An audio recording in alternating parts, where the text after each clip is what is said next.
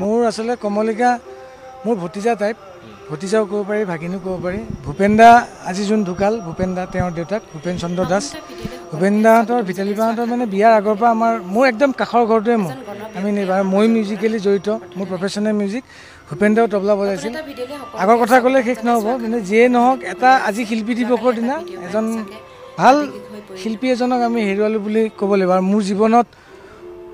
মোৰ মানে গুৰু বুলি ক'লেও ভুল নহয় ভূপেন দা মানে মই মিউজিচিয়ান হয়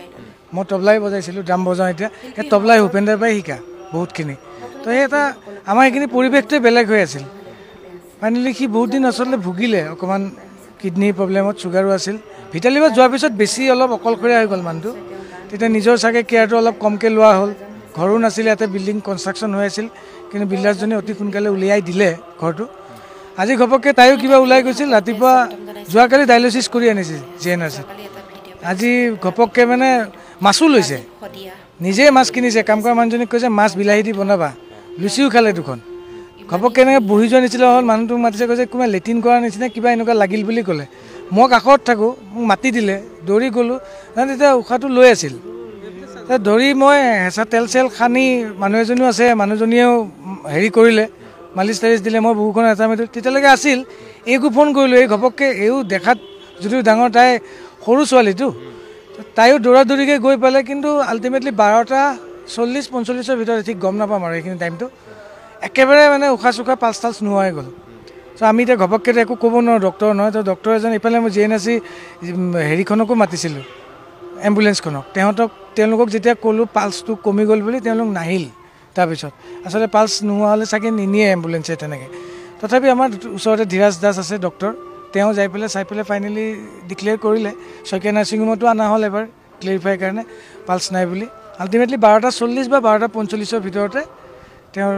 মৃত্যু হোৱা বুলি ধৰিব পাৰি চ' আমি আজি শিল্পী দিৱসৰ দিনা এজন ভিতালী বাকটো আকৌ হেৰালোৱে আজি মাঘ বিহুত আকৌ ভিতালী বাৰে গান বাজি আছে আজি ভূপেন দাকো হেৰালোঁ মানে এটা জেনেৰেশ্যন গুচি যোৱা বুলি ভাবিলোঁ মই এতিয়া কমলিকাই মাক বাপেকৰ সপোনখিনি কেনেকৈ আগবাঢ়ে আমাৰ ফালৰ পৰা যিখিনি অৰিহণা থাকে অৰিহণা মানে ফিজিকেলি প্ৰেক্টিকেলি যিখিনি হয় আমাৰ ফালৰ পৰা মই কাষত আছোঁৱে আমি চাম বুলি ভাবিছোঁ সঁচাকৈ বহুত বেছি অকলশৰীয়া হ'ল মানে কাৰো নহওক এনেকুৱা তাইৰ কথাখিনি ভাবিলে মানে চবেইতো মানুহ ঢুকালে মানুহৰ দুখ লাগেই কিন্তু তাইৰ সেই দুখটো মানুহ ঢুকুৱা দুখটো বেলেগ তাই আজি কিন্তু সঁচাকৈ অকলশৰীয়া না মাক না বাপেক তাইৰ ডাঙৰ মামাকজন মাক ঢুকোৱাৰ এমাহৰ ভিতৰতে ঢুকাইছে তাহাঁতৰ ঘৰত বেলেগ ল'ৰা ছোৱালীও নাই আইতাকো নাই ককাকো নাই কোনোৱেই নাই তাই সম্পূৰ্ণ অকলশৰীয়া এতিয়া আমাৰ বাকীখিনি যিখিনি সংগীত শিল্পী আছে বা ছিনিয়ৰ মই এজন মানে মিউজিচিয়ান হিচাপে মই এটা ৰিকুৱেষ্ট কৰিব বিচাৰিম চবেই অকণমান আগভাগ লৈ তাইক খবৰটো লওক মই কোৱা নাই যে তাইক কিবা অৰিহণা দিয়ক তাই নিবিচাৰিবও পাৰে তাই নিজৰ কথা তাইক ফিউচাৰ প্লেনিংটো অলপ চবেই সুধিলে ভাল আছিল যে তাই কি কৰিব বিচাৰিছে কিবা ধৰণৰ তাই অসুবিধা পাইছে নেকি যদি অসুবিধা পাইছে আমি যদি পাৰোঁ চবেই মিলিজুলি হেল্প কৰি তাইক আগুৱাই লৈ যাব পাৰোঁ সেইটো চাগে আমাৰ কৰ্তব্য হ'ব কাৰণ ভিতালী বা জুবিনদাৰ আত্মাই শান্তি পাব সেইটোকে মই ৰিকুৱেষ্ট কৰিব বিচাৰোঁ হয় প্ৰথমতে ক'ব বিচাৰোঁ বৰ ফ্ৰেংক আছিল দেই ভূপেন দাস মানে খুব অন্তৰত একো নাৰাখে যি কৈ দিয়ে সহজভাৱে কৈ দিয়ে আৰু ভাল তবলিষ্ট আছিল তেওঁ এটা সময়ত ইউনিভাৰ্চিটিত তেওঁৰ ভাল নাম আছিল তেওঁক মানে চঞ্চল বুলি মাতিছিল চঞ্চল খান বুলি মাতিছিল ইমান ভাল তবলা বজাইছিলে মই অৱশ্যে তেনেকৈ মই ভিতালী দাসৰ ককায়েক ভিতালীক ইউনিভাৰ্চিটিত কিবা প্ৰগ্ৰেমৰ ক্ষেত্ৰত লগ পাইছিলোঁ লগ পাওঁতে চিনাকি হৈছিলে ভাল ল'ৰা মানে যি কয় খুলি কৈ দিয়ে আৰু মানে একো নাৰাখে ভাল বজাইছিলোঁ বৰ সুন্দৰ বজাইছিল বহুদিন ধৰি ভিতালীৰ সৈতে এটা গ্ৰুপ আছিল ইউনিভাৰ্চিটিৰ সেই গ্ৰুপটোৰে সৈতে প্ৰগ্ৰেম এনেকৈ কৰিছিল লগত ময়ো থাকোঁ তাৰপিছত এনেকৈ গোটেইখিনি ৰাইজে জানেই গোটেই কথাখিনি ভিতালীৰ পৰা কেনেকৈ হ'ল কি কৰিম নিয়ম তাৰ অকণমান প্ৰথমতে চুগাৰ পাইছিলে চুগাৰটো ঠিক কৰা হ'ল তথাপি চুগাৰটো ভাল হৈ নাযায় তাৰপিছতে অকণমান হাৰ্টৰ প্ৰব্লেম পালে সেইটো দেখুৱাব গৈ বাহিৰত লৈ গ'ল ভিতালীয়ে যাতে ঘূৰি আহোঁতে ভিতালীৰ কৰোণা হ'ল তাৰপিছত ইমানবোৰ দুখ কষ্টৰ মাজতো ছোৱালীজনীক লৈ সি ধুনীয়াকৈ আছিলে আমিবোৰে যেনেকৈ নহওক মিলি চলি আছিলোঁ তাৰপিছতে এতিয়া হঠাৎ আজি এমাহো হোৱা নাই এমাহমানৰ আগতে অকণমান কিডনীৰ এফেক্ট পালে তাৰপিছত দেখুওৱাৰ পিছত ছোৱালীয়ে যথেষ্ট কষ্ট কৰিছে কমলিকা কাশ্যপ বঢ়াই ক'ব লাগিব গৌৰৱ আজি এই দুখৰ অৱস্থাটো গৌৰৱেৰে কৈছোঁ যে এটা ল'ৰাৰ সমান তাই যথেষ্ট কষ্ট কৰি দেউতাকক ক'ত কেনেকৈ দেখুৱাব লাগে দেখুৱাই ঘূৰি ডায়েলিচিছো কৰালে কিন্তু উপায় নাই ঈশ্বৰৰ আমি যিটো সত্য কথা চিৰসত্য কথাত আমি মানি ল'ব লাগিব আজি প্ৰথমতে ৰাতিপুৱাৰ ভাগত চাহ তাহ খালে খোৱাৰ পিছতে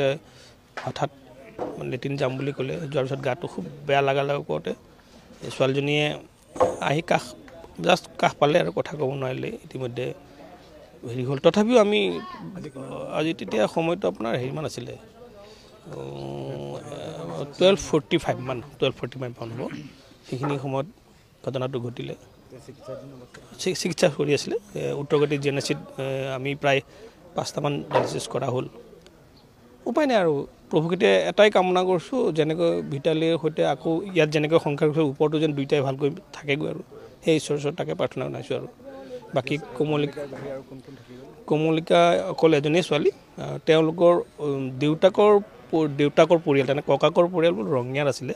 তেনেকুৱা এটা টাচ নাই কোনো আজিলৈকে মই লগ পোৱা নাই তেনেকুৱা বাৰু আৰু যিয়ে নহওক আৰু